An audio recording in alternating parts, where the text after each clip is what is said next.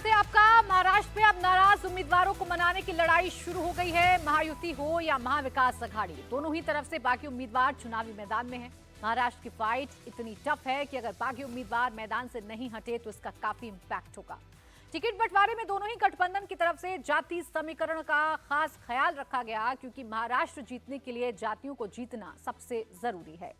पिछले चुनावों का जाति गणित का क्या पैटर्न बता रहा है? महाराष्ट्र के किस रीजन में कौन मजबूत है और कौन कमजोर? सबसे बड़ी बात, 4 जून के बाद महाराष्ट्र की सियासी मिजाज कितना बदला? पूरी डिटेल इस रिपोर्ट में।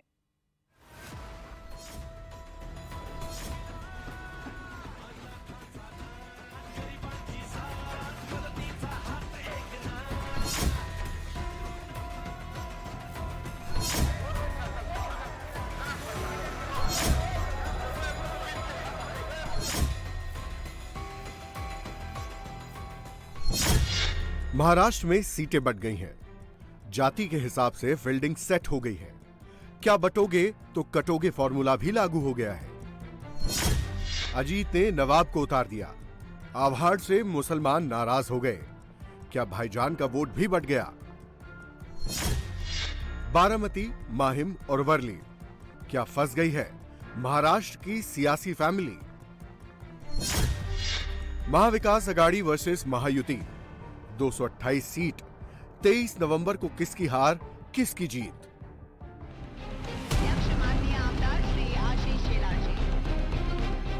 तेईस नवंबर को महाराष्ट्र में पिछले 2 साल से चल रही असली और नकली की जंग का भी परिणाम आ जाएगा। शिवसेना में असली कौन है, एनसीपी में नकली कौन है, ये भी पता चल जाएगा। महाराष्ट्र की सत्ता के लिए पिछली बार मुकाबला 2 वर्सेस 2 था, लेकिन इस बार फाइट 3 वर्सेस 3 है। मुकाबला कड़ा, बुरी तरह फंसा है। इसलिए इस बार टिकट बंटवारे को लेकर महीनों तक मंथन हुआ। मुंबई से दिल्ली तक दर्जनों मीटिंग हुई, लेकिन सीटों पर फाइनल मोहर नॉमिनेशन के आखिरी दिन लगी। हालांकि तस्वीर अभी भी पूरी तरह साफ नहीं है। विधानसभा के रण की फाइनल पिक्चर 4 नवंबर को क्लियर होगी, जब नाम वापसी की डेट खत्म होगी। महायुति की बात करें तो बीजेपी 152 सीटों पर चुनाव लड़ रही है। उसने अपने कोटे की 4 सीटें सहयोगियों को दे दी हैं। शिवसेना 82 सीटों पर चुनावी मैदान में है। इनमें भी 2 सीट छोटी पार्टियों के लिए छोड़ी गई हैं। अजीत पवार की पार्टी 53 सीटों पर चुनाव लड़ रही है। कुछ सीटें ऐसी भी हैं जहां गठबंधन में शामिल पार्टियां फ्रेंडली फाइट के नाम पर एक दूसरे के सामने हैं, जबकि इस फाइट का असल मकसद नए इक्वेशन तैयार करना है।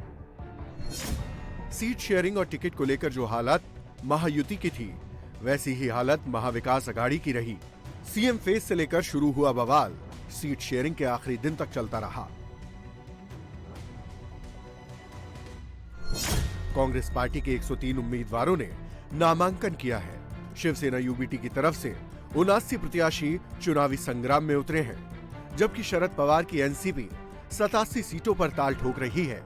वहीं 6 सीटें सहयोगी पार्टियों को दी गई हैं। नॉमिनेशन का नंबर बता रहा है कि दोनों ही गठबंधन में ऑल इज वेल नहीं है। दोनों ही तरफ से कई सीटों पर फ्रेंडली फाइट होने की संभावना है। महायुति के मुकाबले एमवीए में सियासी संघर्ष कहीं अधिक है। थोड़ा सा कुछ प्रॉब्लम है ही नहीं, ऐसा नहीं, और पूरे महायुति में भी प्रॉब्लम है। सब तरफ थोड़ा सा लोगों की अपेक्षा होती है कि टिकट मिलना चाहिए, तो नाराजगी वो दिखाते हैं। लेकिन हमें 2 दिन है, हमारे 4 तारीख तक हमारे पास टाइम है। हम उन सबके साथ बात करके सब ठीक करेंगे, कोई प्रॉब्लम नहीं। देखिए, जहाँ पर ऐसी स्थिति बनी है कि कुछ चीज़ें मैत्रीपूर्वक करने की जरूरत है। ऐसी सीटें ज़्यादा नहीं है, 2-4-5 सीटें दिखती है जहाँ से हम बात करेंगे। हो सकता तो वहाँ भी हम निर्णय करेंगे, लेकिन ऐसा बहुत अगर कोई विकल्प नहीं तो 2-4 जगह ऐसा हो सकता है। 10 सीटें ऐसी हैं जहां महाविकास अघाड़ी में शामिल दल एक दूसरे के आमने सामने हैं, जबकि महायुति में 3 जगहों पर फ्रेंडली फाइट की संभावना बढ़ गई है। बोरीवली से बीजेपी के बागी नेता गोपाल शेट्टी निर्दलीय ही पार्टी के प्रत्याशी के खिलाफ चुनाव में उतर गए हैं। मैंने टिकट मांगा नहीं था, लेकिन पार्टी के कार्यकर्ताओं ने नाम प्रपोज किया था। जनता के पास से जब पार्टी ने सर्वे किया तो उस जनता के सर्वे में भी नाम आया था। और वर्तमान विधायक को काटकर गोपाल शेट्टी को टिकट देना चाहिए, इस प्रकार की चर्चा न्यूज़ के माध्यम से चली। मैं ये नहीं कह रहा हूँ कि पार्टी ने वो किया करके, लेकिन न्यूज़ के लोगों ने चलाया।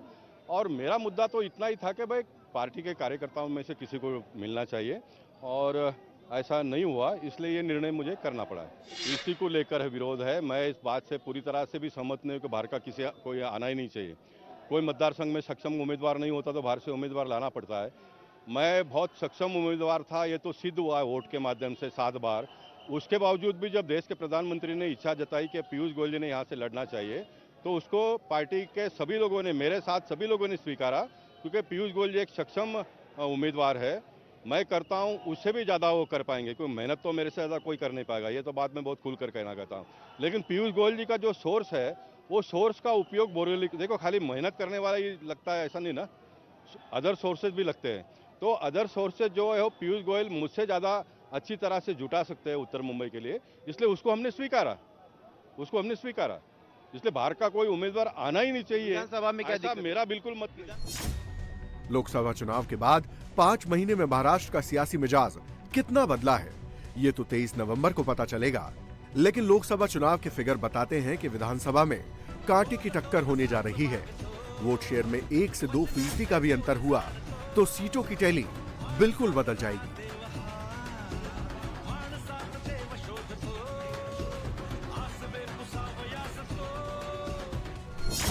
रिजल्ट में डिफरेंस 13 सीटों का हो गया। एनडीए ने 43.71% वोट हासिल कर 30 सीटें जीत ली। पीछे रहने वाली महायुति का स्कोर 17 पर ही अटक गया। महायुति हो या महाविकास अघाड़ी, दोनों गठबंधन में शामिल 4 पार्टियां पहली बार एक साथ मिलकर विधानसभा चुनाव लड़ रही हैं। 2024 के लोकसभा चुनाव में कांग्रेस ने 13, शिवसेना यूबीटी ने 9 और शरद पवार की एनसीपी ने 8 सीटें जीती थी। वहीं महायुति में बीजेपी ने 9 सीटें, शिवसेना शिंदे ने 7 और एनसीपी ने सिर्फ 1 सीट पर जीत हासिल की। फाइट इतनी टफ थी कि लगभग बराबरी के वोट पाने के बावजूद दोनों अलायंस में 13 सीटों का अंतर आ गया। 15 सीटें ऐसी थी जहां हार जीत का अंतर 5% या उससे भी कम था। कड़ी टक्कर वाली सीटों में एमवीए ने 9 और महायुति ने 6 सीटों पर जीत हासिल की थी। विधानसभा सीटों में बढ़त के लिहाज से देखें तो एमवीए 153 सीटों पर आगे थी, जिसमें कांग्रेस 63, शिवसेना यूबीटी 57 और एनसीपी एसपी ने 33 सीटों पर लीड ली। जबकि महायुति 126 सीटों पर ही बढ़त बना पाई, जिसमें BJP 79, Shinde Shivsena 40, NCP AP 6 और राष्ट्रीय समाज पक्ष को 1 पर ही बढ़त मिली। पिछले 3 विधानसभा चुनाव और 2024 के लोकसभा चुनाव को आधार मानते हुए पार्टियों की सियासी ताकत की बात करें तो बीजेपी महाराष्ट्र विधानसभा की 14 सीटों पर बेहद मजबूत है, जहां उसे हरा पाना लगभग नामुमकिन है। 13 सीट ऐसी हैं जहां पार्टी मजबूत स्थिति में है। 62 सीटें ऐसी हैं जहां मुकाबला लगभग बराबरी का है, लेकिन बीजेपी को विरोधियों के मुकाबले थोड़ी बढ़त हासिल है। 61 सीटों पर बीजेपी को कड़ी टक्कर मिल रही है। यहां से पार्टी का चुनाव जीतना मुश्किल है, लेकिन नामुमकिन नहीं है। महाराष्ट्र की 114 सीटें ऐसी हैं जहां पार्टी का प्रदर्शन पिछले 3 चुनाव में बेहद कमजोर रहा है। शिंदे की लीडरशिप में उद्धव से अलग होकर बनी शिवसेना पहली बार विधानसभा चुनाव लड़ रही है। जिन सीटों पर फिलहाल उसके विधायक हैं, उसके आधार पर शिवसेना 5 पर बहुत मजबूत, 12 मजबूत, 39 सीटें टक्कर देने की स्थिति में है। ऐसे ही पुराने रिकॉर्ड के बेस पर अजीत पवार की एनसीपी की सियासी ताकत की बात करें तो एनसीपी के पास एक बहुत मजबूत सीट, 15 मजबूत, 28 टक्कर वाली और 58 मुश्किल सीटें हैं। अब बात महाविकास अघाड़ी की करें तो कांग्रेस 7 सीटों पर बेहद मजबूत है। 26 सीटों पर उसकी सियासी ताकत दूसरी पार्टियों से कहीं ज्यादा है। 32 सीटों पर टक्कर है।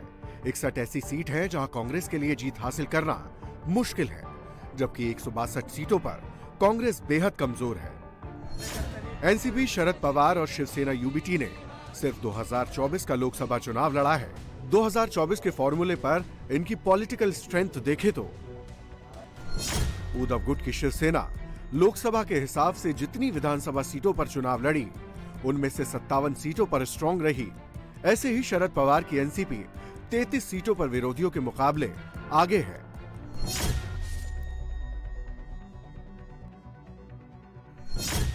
महाराष्ट्र में इस बार चुनाव हर मायने में पिछली बार से अलग है। नई पार्टियों की परीक्षा होने वाली है, तो इस बार सियासी घरानों की नई पीढ़ी को भी कड़ी टक्कर मिल रही है। सभी पार्टियों ने परिवार को महत्व दिया है। हर सिंबल पर आपको परिवारवाद नजर आएगा। इस चुनाव की सबसे हॉट सीट वर्ली है, लेकिन पिछली बार वर्ली से चुनाव जीते आदित्य ठाकरे के लिए पॉलिटिकल पिच बदल गई है। 2019 में आदित्य जिनके खिलाफ चुनाव लड़े थे, अब वो साथ में हैं, और जिसके समर्थन में चुनाव जीते थे, वो खिलाफ में है। पिछली बार आदित्य ठाकरे के खिलाफ उम्मीदवार नहीं उतारने वाली एमएनएस ने अपने कद्दावर नेता संदीप देशपांडे को टिकट दिया है, जबकि शिंदे की शिवसेना ने मिलिंद देवड़ा को उतारा है। 2019 में आदित्य ठाकरे ने अविभाजित शिवसेना प्रत्याशी के रूप में चुनाव लड़ा था और उन्हें 89,248 वोट मिले थे, जबकि दूसरे नंबर पर राष्ट्रवादी कांग्रेस पार्टी के प्रत्याशी सुरेश माने रहे, जिन्हें 21,821 वोट मिले थे।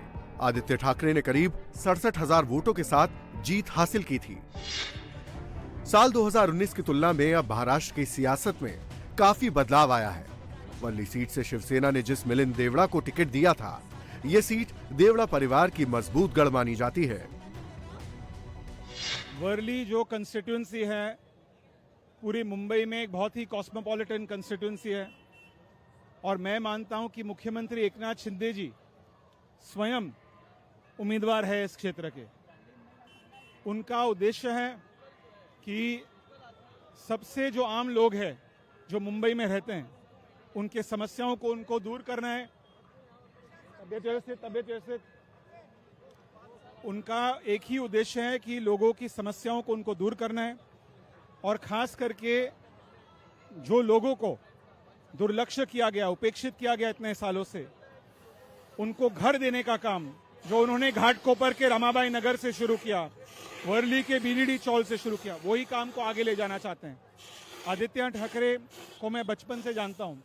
ये कोई व्यक्तिगत बैटल नहीं है, ये राजकीय बैटल अवश्य है, लेकिन हम किसी को हराने के लिए नहीं आए। हम मुंबईकरों को, वर्लीकरों को जिताने के लिए यहाँ आए।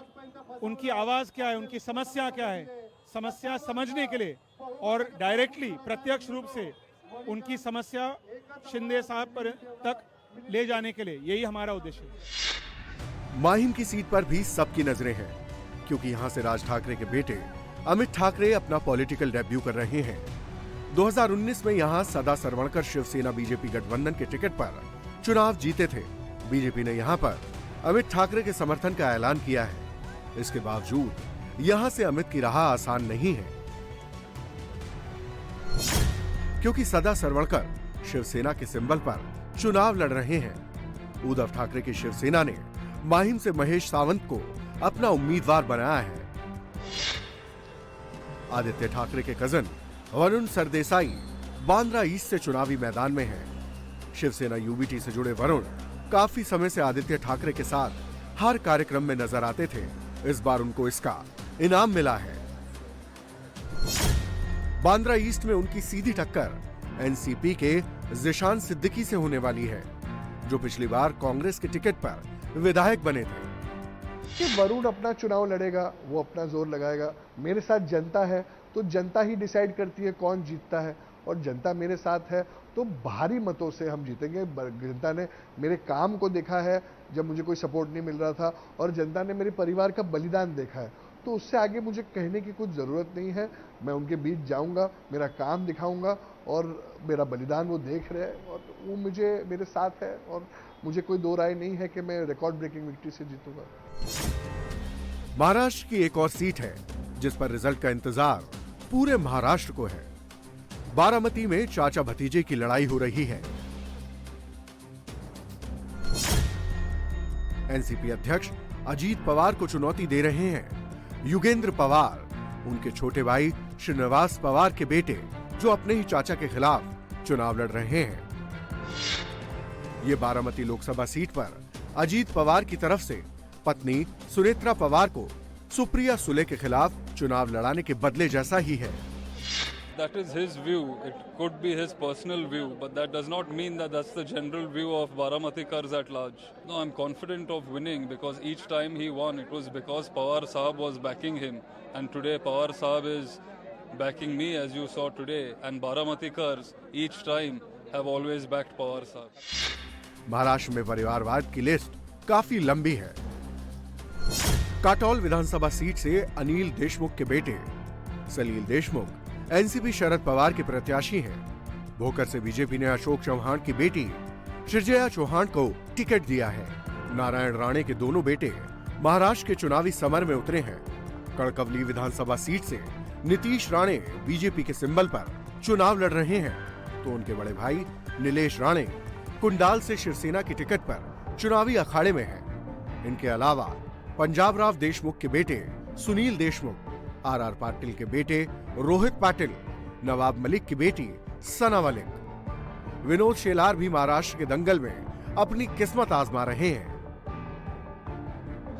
ओपोनेंट सारे ओपोनेंट्स होते हैं। हमने राष्ट्रवादी पार्टी जो अजित दादा जिनके राष्ट्रीय अध्यक्ष है उनके घड़ी के सिंबल पे चुनाव लड़ रहे हैं और हम सिर्फ और सिर्फ घड़ी और घड़ी के साथ हमारे साथ जो है वो उधर के लोगों जनता का विश्वास, तो हम दादा के साथ है और हमारे साथ जनता है। काम के आधार पे हम वोट मांगते हैं, काम के आधार पे हमें पूरा विश्वास है हमें वोट मिलेगा। और दूसरा, एक मुसलमान मतदार की भी क्या इच्छा होती है, वो चाहता है कि मेरे बच्चे अच्छे स्कूल में जाए, वो चाहता है कि हमारी भी फैसिलिटीज़ जैसे बाकी सबको है, मतलब पूरे हमारे कम्युनिटी का एक डेवलपमेंट हो, हमारे एरिया का डेवलपमेंट हो। तो ये सभी चीज़ मुस्लिम मतदार भी एक नॉर्मल मतदार के जैसे ही है, उसमें कोई भेदभाव नहीं होता। महाराष्ट्र की राजनीति में रीजन और कास्ट फैक्टर सबसे इंपॉर्टेंट रोल होता है। मराठा आंदोलन और धनगरों को अनुसूचित जाति लिस्ट में शामिल करने की मांग ने बड़े प्लेयर्स के जाति गणित को बिगाड़ दिया है। दोनों गठबंधन एक दूसरे को मात देने के लिए कास्ट फैक्टर को साधने की कोशिश में जुटे हैं। मुस्लिम वोट भी इसमें अहम रोल प्ले कर रहे हैं। इसका सैंपल मानखुर्द शिवाजी नगर में देखने को मिला, जहां बीजेपी के विरोध के बावजूद एनसीपी ने नवाब मलिक को पार्टी का सिंबल पकड़ा दिया। देखिए, हमारे विधानसभा में जहां से एनसीपी ने मुझे उम्मीदवार बनाया है शिवाजी नगर मानखुर्द से, वहां पे शिंदे सेना ने अपना उम्मीदवार खड़ा कर दिया है सुरेश बुलेट पाटिल। उसका समर्थन भारतीय जनता पार्टी कर रही है और मेरी बेटी के यहाँ पे भी इसी तरह की परिस्थिति है। तो अगर भारतीय जनता पार्टी या शिवसेना शिंदे गुट हमारा विरोध कर रही है तो उससे हम लोगों को कोई चिंता का विषय नहीं है। ये अपेक्षित है कि इस तरह की चीज़ें होंगी और जो भी चीज़ें हैं दोनों विधानसभाओं में हम भारी मतों से जीतेंगे। सना अनुशक्ति नगर से लड़ रही है, वहाँ पे किए हुए हमारे काम, लोगों से हमारा जुड़ाव और शिवाजी नगर मानखुर्द में जिस तरह से जनता ने मुझसे आग्रह किया कि मैं चुनाव लड़ूं और उनके आग्रह पे मैं चुनाव लड़ रहा हूं। मानखुर्द शिवाजी नगर में नवाब मलिक का मुकाबला समाजवादी पार्टी के अबू आजमी से है। ये उन दो सीटों में से एक है जहां 2019 में समाजवादी पार्टी को जीत मिली थी। अबू आजमी यहां से 3 बार विधायक रहे हैं, लेकिन इस बार नवाब मलिक के उतरने से मुकाबला दिलचस्प हो गया है। मुस्लिम वोटों में बिखराव का खतरा बढ़ गया है। बीजेपी ने नवाब मलिक को टिकट देने का विरोध किया था, लेकिन अबू आजमी नवाब मलिक के मानखुर्द शिवाजी नगर से चुनाव लड़ने को स्ट्रैटेजी बता रहे हैं। मुद्दा सबसे बड़ा प्रॉब्लम का मुद्दा है यहाँ पर। अगर हमारी सरकार आ जाए तो जिस तरह श्री मुलायम सिंह यादव जी ने उत्तर प्रदेश में जब उनकी सरकार थी, एक दिन पूरा 24 घंटा लूम चलेगा, 65 रुपया। किसान की जो हालत है वही हालत बुनकर की है। क्या ये चाहते हैं किसान भी आत्महत्या शुरू कर दे, देश में बर्बादी शुरू हो जाए? किसान कपड़ा बुनकर कपड़ा बनाता है, लोगों को बंधन धपता है। किसानों की मजदूरों की हालत देखिए आप, उनके पास रहने की जगह नहीं है, टीबी के मरीज हो जाते हैं। अब कोई भी, क्योंकि लगता है कि ये बुनकर भी मुसलमान हो गया है, ये बिजनेस जो है प्रॉब्लम का, इसको मुसलमान बना दिया गया है। ये सब मुद्दे, बहुत सारे मुद्दे हैं। करप्शन है, मुसलमानों का रिजर्वेशन है, जो डीपी में जगह रिजर्व है उनको बनवाना है, इन सब मुद्दे हैं, बहुत सारे मुद्दे ढूंढेंगे, लेकिन हमको सबसे पहले यहाँ की दोनों सीटें चुन के लाना है। और यहाँ पे जो गुंडागर्दी होती है कि 5 नगर सेवक चुन कर आए और 47 से लेकर के मेयर बन गए, वो पद्धति यहाँ पे मुझे खत्म करना है। महाराष्ट्र में सरकार बनानी है तो जातियों का समर्थन हासिल करना जरूरी है। यहाँ के कास्ट फैक्टर की बात की जाए तो महाराष्ट्र में 38% ओबीसी है। इनका विदर्भ, वेस्ट और नॉर्थ महाराष्ट्र में तगड़ा असर है। पूरे महाराष्ट्र में करीब 100 विधानसभा सीटें हैं जहां ये निर्णायक भूमिका में है। ओबीसी में धनगरों की आबादी 9 से 12% के करीब है, जो विदर्भ का सियासी समीकरण बदलने की ताकत रखते हैं। वहीं माली समुदाय की आबादी 7 से 8% है। ये पश्चिमी महाराष्ट्र और मराठवाड़ा में काफी इम्पैक्ट डालते हैं, जबकि वंजारी समाज 2 से 3% है। ये पूरे महाराष्ट्र में फैला हुआ है। महाराष्ट्र में ओबीसी के साथ सबसे बड़ी आबादी मराठाओं की है। इनकी कुल आबादी 28 से 33% के बीच है। विदर्भ की 60 और मराठवाड़ा की 48 सीटों पर इनकी अच्छी खासी पकड़ है। इनका अच्छा खासा असर है। मराठा समाज की सियासी ताकत का अंदाजा ऐसे लगाया जा सकता है कि महाराष्ट्र के पिछले 20 मुख्यमंत्रियों में से 12 मराठा समुदाय से हैं। पिछले चुनाव का डेटा देखें तो विधानसभा में औसतन 40% विधायक मराठा समाज से ही चुने जाते हैं। महाराष्ट्र की सियासत में दलित फैक्टर का भी अहम रोल रहता है। दलित जिसकी तरफ जाते हैं, उनकी सरकार बनने के चांस काफी बढ़ जाते हैं। महाराष्ट्र में 10.5% दलित हैं। विदर्भ में सबसे ज्यादा 23% दलित आबादी रहती है। दलितों में बौद्धों की संख्या 13% है और कुल बौद्धों का 46% विदर्भ में ही रहता है।